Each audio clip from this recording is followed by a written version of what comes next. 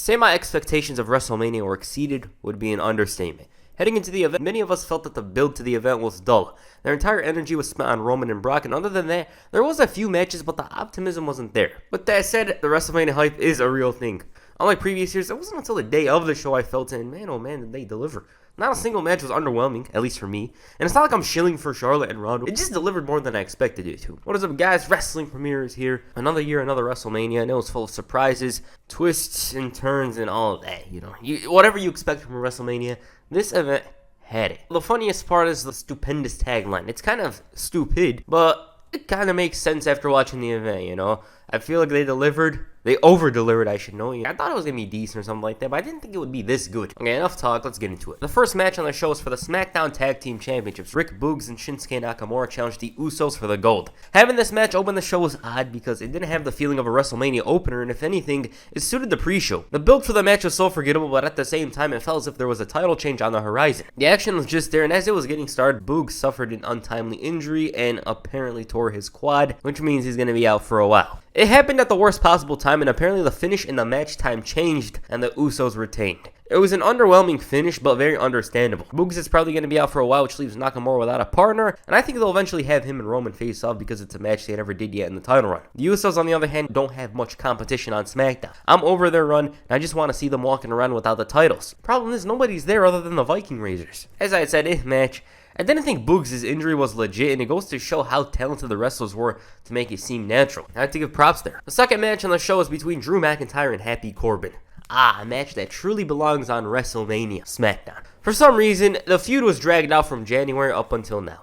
Corbin constantly ran away, stole a sword, and insulted his mother's death, which was so unnecessary. It was all leading up to Drew dropping him with a Claymore and emerging victorious. The match itself wasn't really WrestleMania quality. It felt like something directly from SmackDown, and this was because of the build and the fact that Corbin was wrestling Drew. It just doesn't sound interesting. The action was solid, nothing good about it, but neither the contrary. Drew kicked out at the end of days, which was a first, and the crowd loved that moment, as did I. They also teased tension between Madcap and Corbin, and eventually Drew hit that Claymore to win the match and ended up destroying the ropes. Bizarre, but I'm happy that McIntyre's done with this feud. I feel a Tribal Chief story looming because he's the #1 babyface on SmackDown. He's finally free, and it's a program that me and you wanted to see for a while now. The next match was a tag team match. The Mysterios, Rey and Dominic, faced The Miz and Logan Paul. Out of all the celebrities WWE brought into this year's WrestleMania, they chose Logan Paul. Luckily, they didn't bring his try-hard, overconfident brother and put him on the pre-show, which he did him along on, I should know. Rey and Dominic were all dressed up for WrestleMania, with Dominic in particular dressed like his father Eddie,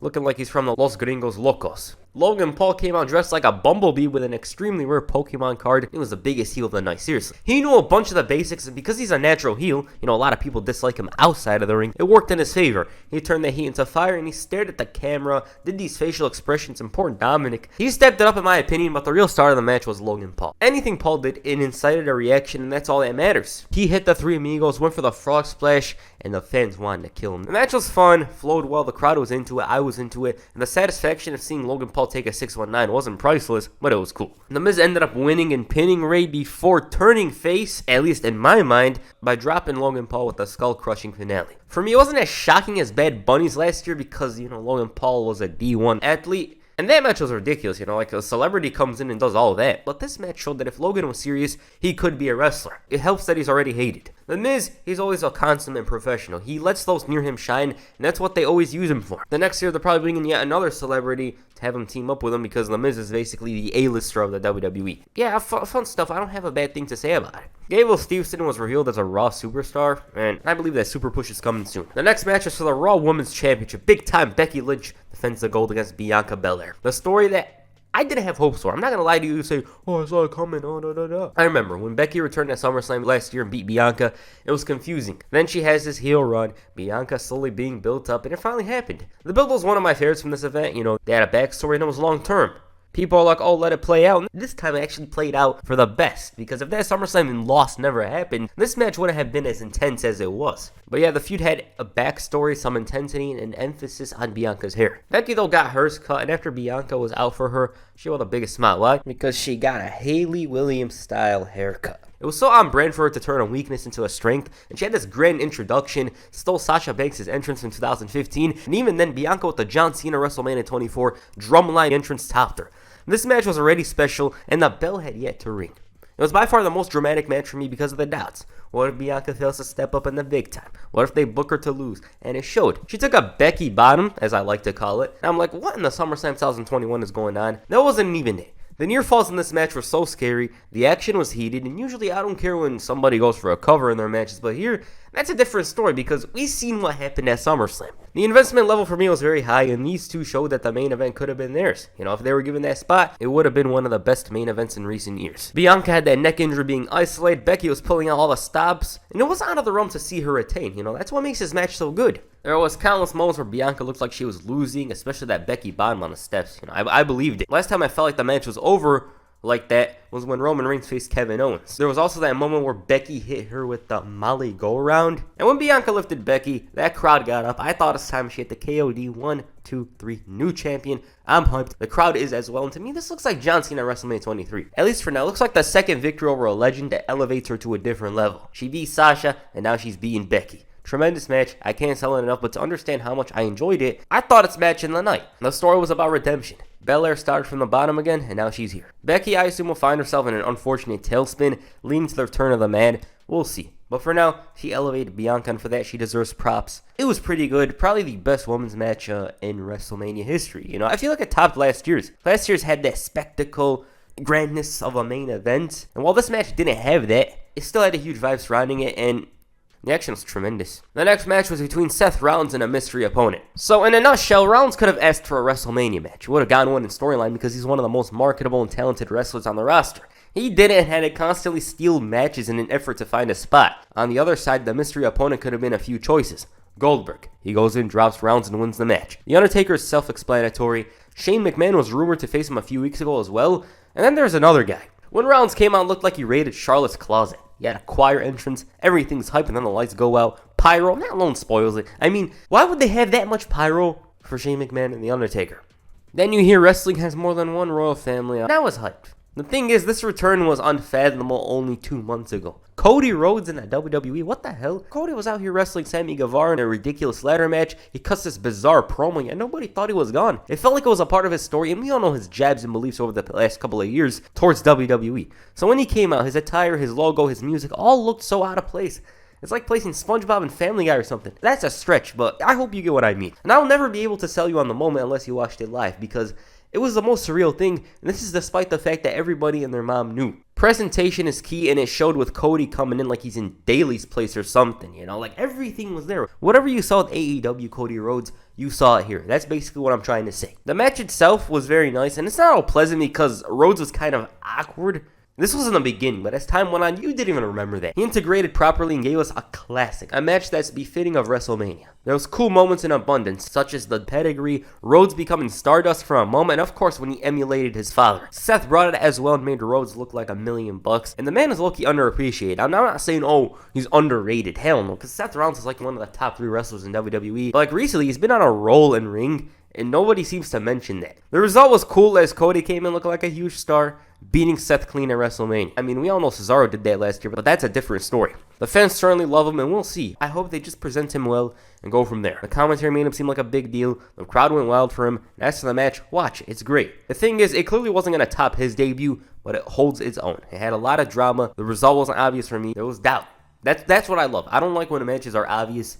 This match wasn't that. The next match is the SmackDown Women's Championship. Charlotte Flair defends the gold against Ronda Rousey. Unlike the previous matches, I didn't have much of an interest in this match. Ronda comes out, does the smile, refuses to show emotion while having a promo, and it's like emotion doesn't exist in her world, or she talks like her mind's reading words or something. I don't even know how to describe it. That said, Charlotte is the same character she's been over the last few years. She didn't evolve in a single way, and I know how every promo goes. I am the queen. Da-da-da. Same stuff. When you hear it, It's like whatever. With that said, it was a bit better than I expected. Ronda was all in on the submission style wrestling. Charlotte was just aggressive, and as time went on, I kinda got into it. For some reason, the screen went black, and I thought the Undertaker was gonna appear, but that wasn't to be, and instead, somebody's boobs showed apparently. The finish, though, was way more abrupt as Ronda kicked out of natural selection. Ref gets speared and Ronda has the match won. She notices the ref is down and Charlotte comes in with this mean-ass boot. It looked personal as hell, as if Ronda told her to her face that she needed a character change or something. And shockingly, this gets her the win. Why?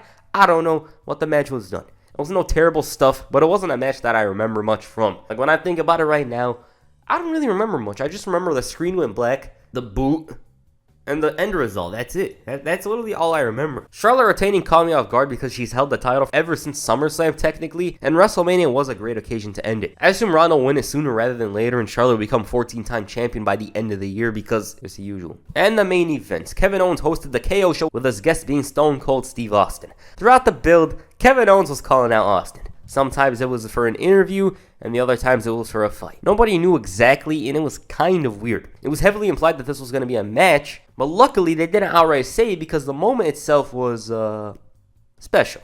With that said, it's insane to think that Kevin Owens main evented a night of WrestleMania. This puts him in a huge place that not many have. The Rock, Stone Cold himself, Triple H, John Cena, all of these men main evented WrestleMania, and now Kevin Owens was one of these men. He comes out, trashes Texas like he's SpongeBob, and the story itself was kind of dumb. It's literally from SpongeBob. But I can say that we all forgot about that when Stone Cold's music played. Owens eventually challenged him to a match. He's saying, "Oh, I lied. I actually want you in a match, a no-holds-barred match," and it was really fun. The moment the bell rang, it's like time stood still.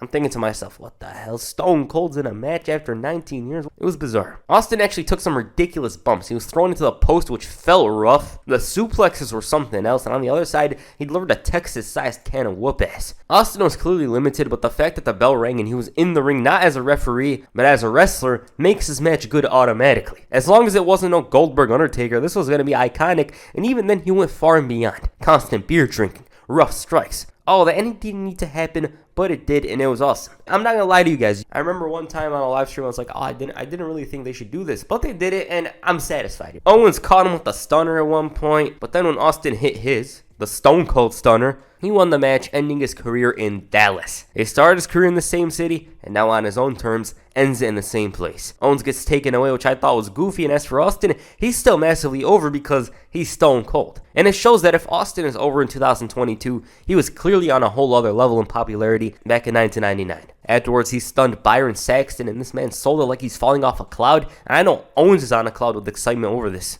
Not many guys could say they got Stone Cold out of retirement. But it also showed how much trust they had to put Owens in a position to face Stone Cold after 19 years. Oh, and I wasn't the only one who thought he'd stun his brother. I think this is the moment people will look at from this WrestleMania. Even though Cody, Bianca winning the title were huge moments, I think Austin's return is what people will remember the most. Alright, that's WrestleMania Night 1. It was excellent. If Night 2 delivers, this is going to be one of my favorite WrestleManias of all time. It was easy. The pacing was kind of bizarre in the beginning. Once the big matches started happening, it got better and better as time went on, and I enjoyed it. I loved seeing The Undertaker have his moment on the stage, you know, he's looking at the fans. He deserved it. And there's obviously some negatives with the show. The fact that Ricochet and Finn Balor weren't on the show, even though they were the IC and US champions. The Balor and Priest feud was something they should have done, which I still don't understand why. I believe it's because Austin Theory's winning the title later this week. This is a bold prediction of mine. New Day's match unfortunately got cut, although they're back on for Night 2. But other than that, I enjoyed it. The show flowed well. None of the matches were terrible, which is something I always love saying. And if anything, they over-delivered. You know, the expectation was, oh, it's going to probably be decent. Hell, some people were like, oh, it's going to suck. But it didn't.